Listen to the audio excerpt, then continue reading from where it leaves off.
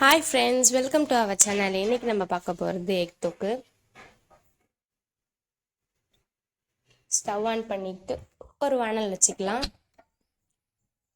வானல் நல்லா சுட்டதுக்கு அப்புறம் எண்ணெய் ஊற்றிக்கோங்க. அப்புறம் ஒரு டீஸ்பூன் கடுகு போட்டுக்கோங்க. கடுகு நல்லா வெடிக்கணும். வெடிச்சதுக்கு அப்புறமேட்டு நம்ம கட் பண்ணி வச்சிருக்கோம் ஆனியன் ஆட் பண்ணிக்கலாம்.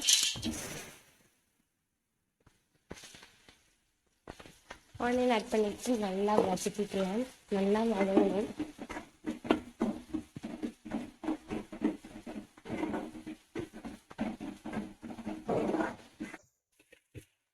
நல்லா வதங்கினதுக்கு அப்புறமேட்டு நம்ம கட் பண்ணி வச்சிருக்கோம் டொமேட்டோ ஆட் பண்ணிக்கலாம். ஆட் பண்ணிட்டு நல்லா வதக்கிக்கலாம். ஆனியன்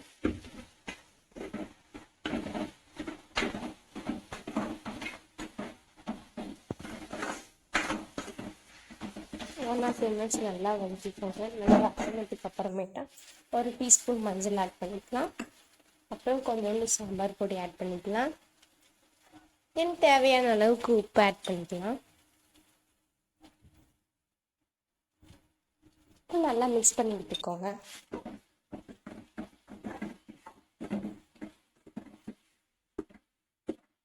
நல்லா மிக்ஸ் பண்ணி விட்டுக்கோங்க. இந்த மசாலா பொடி ஆனியன் டொமேட்டோவோட மேட்ச் ஆகணும். இந்த மாதிரி நல்லா மிக்ஸ் பண்ணி விட்டுக்கோங்க.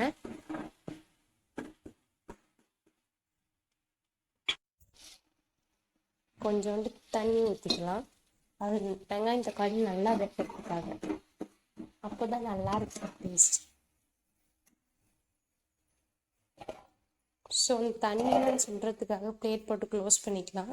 அப்புறம் 2-3 மினிட்ஸ் கழிச்சு ஓப்பன் பண்ணி பார்த்தா ஓகே, ரெடி ஆகிடும்.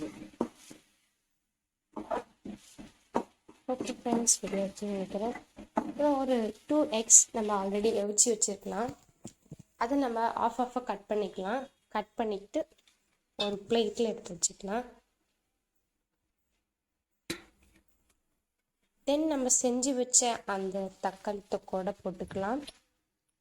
அந்த எக்கு போட்டுக்கிட்டு அந்த எக்கோட இந்த மசாலா மேட்ச் ஆகிற மாதிரி கொஞ்சம் கிளறி விட்டுக்கோங்க. தென் அவ்வளோதான், ஃபினிஷ், ரெடி ஃப்ரெண்ட்ஸ், எக் தொக்கு. ஓகே, தென் எல்லா வீடியோவுக்கு அப்புறமேட்டாகவும் குட்டி டிப்ஸ் கொடுப்பேன். இன்றைக்கான டிப்ஸ் என்ன அப்படின்னா, ஒரு சில பேர்த்துக்கு கோல்டு இருக்கும்போது மூக்கு அடைச்சிட்ருக்கோம். அந்த மாதிரி டைமில் நீங்கள் ஃப்ரெஷ்ஷாக பூத்திருக்க அந்த பன்னீர் ரோஸை நீங்கள் ஸ்மெல் பண்ணி பார்த்தீங்க அப்படின்னா இந்த மூக்கடைப்புலாம் போயிடும் அப்படின்னு சொல்கிறாங்க. Thank you friends. சப்ஸ்கிரைப் பண்ணுங்கள், ஷேர் பண்ணுங்கள்.